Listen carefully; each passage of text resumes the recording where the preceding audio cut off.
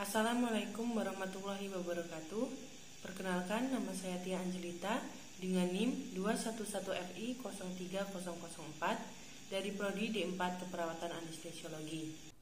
Video ini saya buat untuk memenuhi tugas mata kuliah anatomi dan fisiologi dengan dosen pengampu Ibu Agustina Suryana, Sarjana Sains Terapan, Magister Kesehatan. Di sini saya akan mempresentasikan sistem reproduksi pria dan wanita. Sistem reproduksi merupakan kegiatan berkembang biak sehingga melahirkan keturunan yang bertujuan untuk mempertahankan proses keberlangsungan jenisnya di dunia.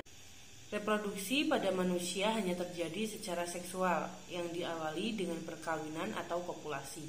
Umumnya kopulasi diikuti dengan pembuahan atau fertilisasi, yaitu penyatuan sperma dengan ovum. Berdasarkan cara perkembangbiakannya, manusia tergolong vivipar atau melahirkan anak dengan fertilisasi internal, yaitu proses pembuahan yang terjadi di dalam rahim. Kita masuk ke alat reproduksi pria. Alat reproduksi pria terbagi menjadi dua bagian, yaitu bagian dalam dan bagian luar. Pada bagian luar terdapat penis yang merupakan alat kelamin pria yang berfungsi sebagai saluran yang menyalurkan sperma kepada vagina wanita.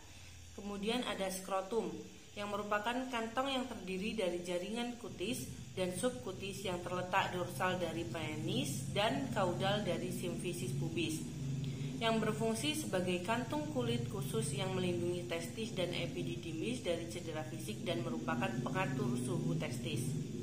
Kemudian ada testis yang merupakan organ berbentuk ovoid dengan jumlah 2 buah, berfungsi sebagai penghasil sperma dan mensekresikan hormon testosteron. Kemudian pada bagian dalam ada epididymis yang berfungsi sebagai tempat sekresi sperma dari testis sebagai pematangan motilisasi dan fertilisasi sperma.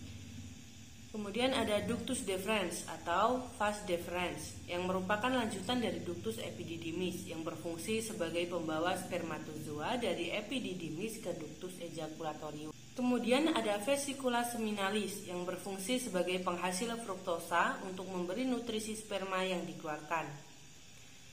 Selanjutnya ada glandula prostatica yang merupakan organ yang terdiri atas kelenjar-kelenjar tubuloalveolar, berfungsi mengeluarkan cairan basah yang menetralkan sekresi vagina yang asam. Kemudian ada uretra yang berfungsi sebagai saluran pembuang baik pada sistem kemih atau ekskresi dan sistem seksual. Kemudian kita masuk lagi ke alat reproduksi wanita. Sama seperti pada pria, pada wanita juga dibagi menjadi dua bagian, yaitu bagian dalam dan bagian luar.